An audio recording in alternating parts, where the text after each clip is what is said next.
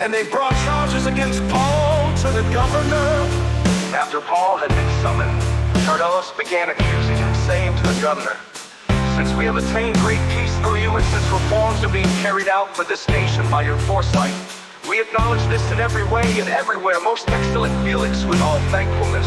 But that I may not weary you further, I beg you to grant us a brief hearing by your kindness. For we have found this man a public menace and one who stirs up dissensions among all the Jews throughout the world, and a ringleader of the sect of the Nazarenes. And he even tried to desecrate the temple, so indeed we arrested him. By interrogating him yourself concerning all these matters, you will be able to ascertain the things of which we are accusing him." The Jews also joined in the attack, asserting that these things were so, and when the governor had nodded for him to speak, Paul responded, "Knowing that for many years you have been a judge to this nation, I cheerfully make my defense.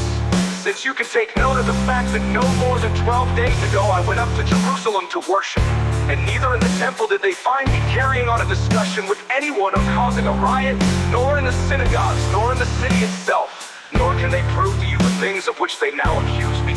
But I confess this to you, that in accordance with the way which they call a sect, I do serve the God of our fathers, believing everything that is in accordance with the law and is written in the prophets, having a hope in God which these men cherish themselves, that there shall certainly be a resurrection of both the righteous and the wicked. In view of this, I also do my best to maintain a blameless conscience, both before God and before other people, always. Now after several years I came to bring charitable gifts to my nation, and to present offerings, in which they found me occupied in the temple, having been purified without any crowd or uproar.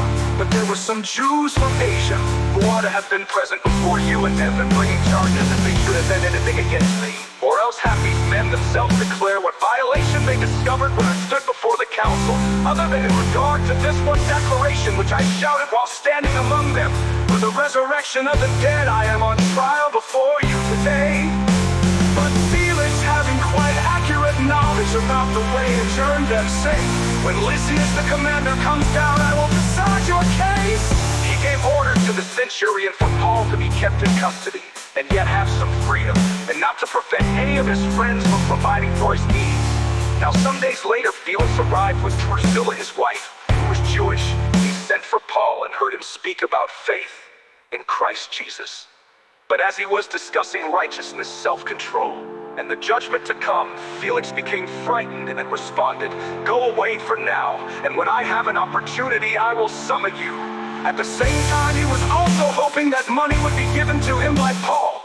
Therefore he also used to send for him quite often and talk with him.